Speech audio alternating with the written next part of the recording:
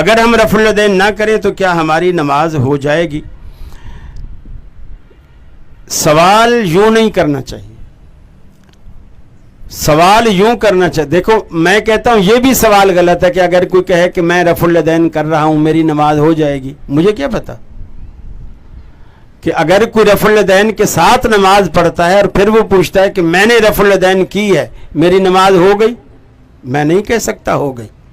اور دوسرا کوئی کہتا ہے میں نے رفع الیدین نہیں کی تو کیا میری نماز ہو گئی؟ میں نہیں کہہ سکتا نہیں ہوئی یا نہیں ہوئی، میں نہیں کہہ سکتا. آپ کا سوال یہ ہونا چاہیے کہ کیا رسول اکرم نے اپنی 23 سالہ دور نبوت کی زندگی میں کبھی رفع الیدین کے بغیر نماز پڑھی؟ سوال یہ ہونا چاہیے. اور جب میں کہوں کہ نہیں پڑھی پھر یہ میں آپ سے پوچھوں کہ اب آپ کو نماز کیسی پڑھنی چاہیے؟ ہوئی ہے یا نہیں ہوئی ہے تو اللہ کو پتا ہے، ہمیں کیا پتا.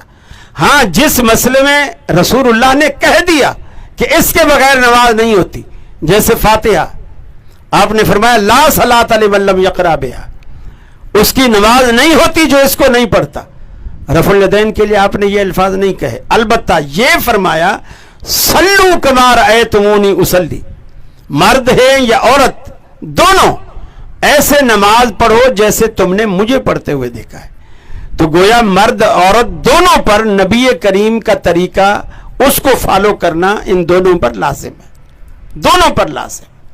تو لہٰذا سوال یہ ہونا چاہیے کہ نبی کریم صلی اللہ علیہ وسلم نے اپنی ساری زندگی رفع الیدین کے بغیر نماز پڑھی؟ جہاں تک میرا نالج ہے نبی کریم نے اپنے 23 سالہ دور نبوت کی زندگی میں ایک دن کی ایک نماز کی ایک رکعت بھی رفع الیدین کے بغیر نہیں پڑھی. اگر پڑھی ہے تو حدیثوں میں نہیں ہے.